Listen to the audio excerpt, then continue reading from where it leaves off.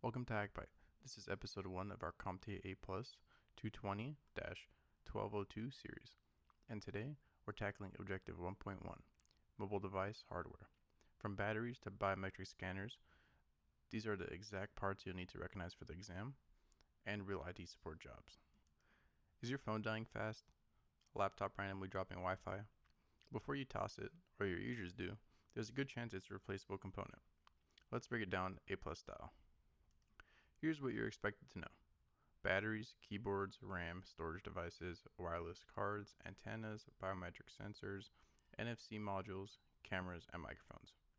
These components are small, but knowing how to identify and replace them is a big part of this objective. Let's start with the obvious: batteries.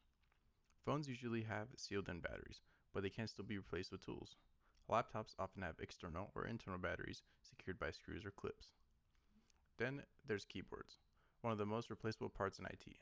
Spills, stuck keys, and heavy use means these fail all the time, and yes, you'll see questions about identifying them. Next up, performance.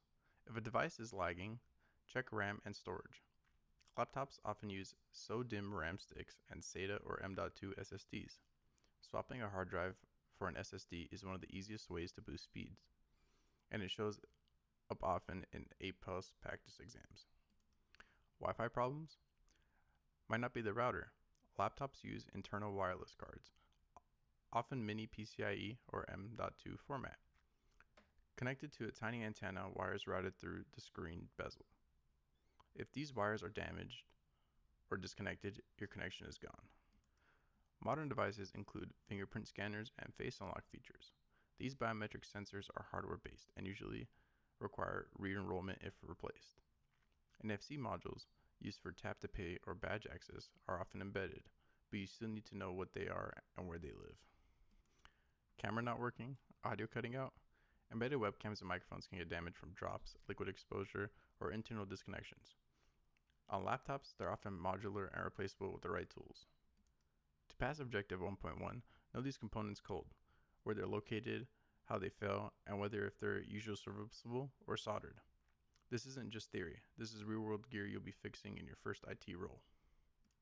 Smash that subscribe button if you're working on your A+. Next up, we'll cover OS, repair modes, tools, and settings. This is HackByte, bringing down tech one byte at a time.